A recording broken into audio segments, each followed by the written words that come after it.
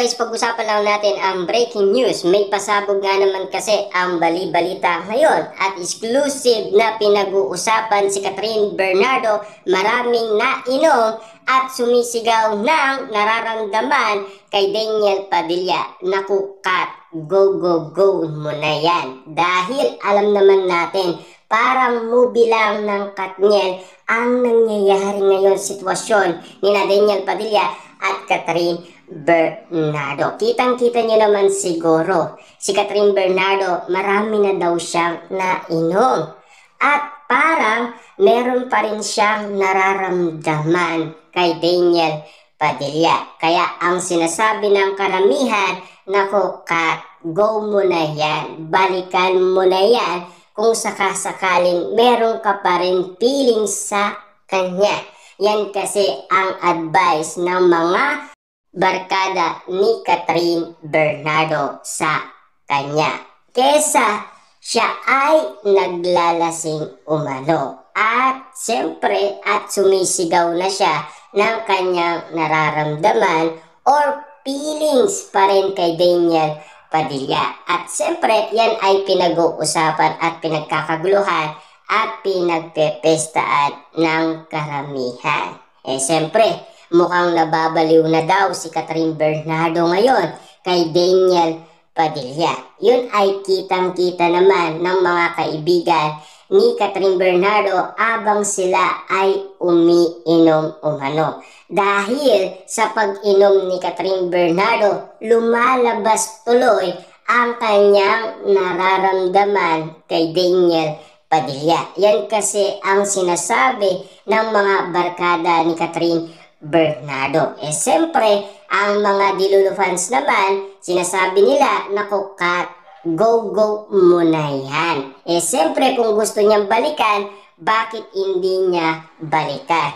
Tulad ng ginagawa sa movie ng Katniel. Yun kasi ang ending ng movie ng Katniel. Siyempre, alam naman natin, kapag si Direk Cathy ay gumawa ng movie ng Katniel, ang ending sila ay magkakatuluyan.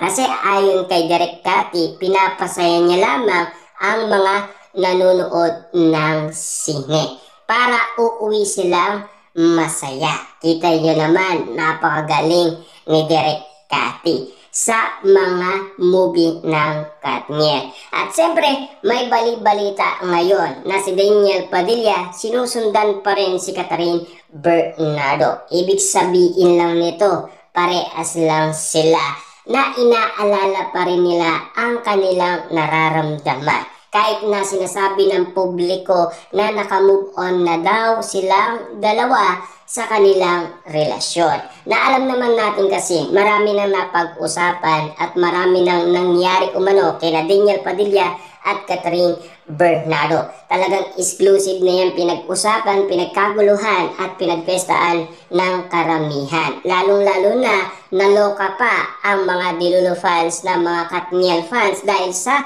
mga nangyayari. Lalong-lalo na kasi si Catherine Bernardo ay nagpaparamdam umano para lamang kasi mapansin siya ng mga Katniel fans sa kanyang tunay na nararamdaman umano kay Daniel Padilla. Yan kasi ang mga nasasabi ng iba't ibang mga tao dahil sa nararamdaman ni Catherine Bernardo. Dahil hindi niya pa rin kayang bitawan ang nasabing 11 years na relationship nila ni Daniel Padilla. Kaya hanggang ngayon ay single na single pa rin siya. At ayon umano sa bali-balita naman ni Christy Fermin sa atin, si Catherine Bernardo daw ay naghihintayan pa rin kay Daniel Padilla hanggang ngayon. Yan kasi ang update sa atin ni Christy Fermin.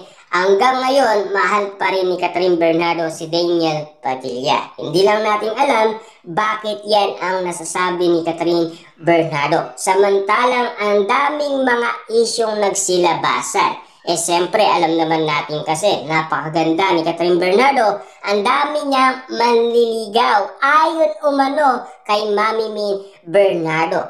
Siyempre, ayon kay Mami Min Bernardo, pangit ba ang anak ko? Diba? Napakaganda ni Catherine Bernardo kaya ang dami niyang manliligaw umano. Pero, merong pang bali-balita umano na si Daniel Padilla ay umamin nga naman kasi na tinitignan pa rin ang account ni Catherine Bernardo hanggang ngayon. Ibig sabihin nun, ini-stalk niya pa rin ang account ni Catherine Bernardo. Kaya ang bali-balita ngayon, nagmamahalan pa rin sila. Siyempre, yan ang mga nasasagap nating mga issue at intriga sa atin ng bali-balita. Mga pasabog ng balita patungkol umano kina Daniel Padilla at Catherine Bernardo na pinag-uusapan ngayon. Dahil yan ang tunay na nangyayari. Dahil yan ang nararamdaman umano ni Catherine Bernardo para kay Daniel Padilla hanggang ngayon. Siyempre, alam naman natin, 1 year na ang nakakalipas simula noon sila ay nagkaiwalay, diba? At alam naman natin hanggang ngayon naiisip pa rin nila ang isa't isa. Samantalang may ula pa rin kay Mamu na hindi nga naman kasi tugma sa nararamdaman umano or feelings ni Catherine Bernardo kay Daniel Padilla. Samantalang siya ang sinasabi kasi sa ula ni Mamu Daniel Padilla, tanggap na niya wala na sila ni Catherine Bernardo. Pero meron pa rin siyang nararamdaman. Kasi sa ula ni Jake Costura hanggang ngayon, hindi pa rin nila binibitawan ang isa't isa. Mahirap nga naman kasing mag-move on sa nasabing relationship nila na umabot nga naman kasi ng 11 years. Yan ang ula Jake Costura. Na alam naman natin kasi meron pang ula umano si Jake Costura na ayon sa kanya ang energy ni Catherine Bernardo at energy ni Daniel Padilla ay iisa. Ibig sabihin meron pa rin silang nararamdaman sa isa't isa at para daw sila sa isa't isa at nag-iintayan lang talaga sila sa isa't isa. Kaya hanggang ngayon ay single na single pa rin sina Daniel Padilla at Catherine Bernardo. Yan kasi ang kinakagulat ng karamihan at nagtataka umano ang karamihan bakit sa dami-daming mga issue at intriga walang lumalabas na katotohanan na bali-balita patungkol sa Katniel.